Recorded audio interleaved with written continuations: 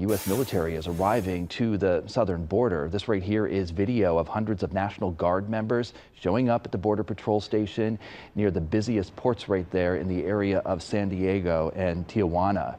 Now, dozens of Georgia-based troops are headed to the southern border too.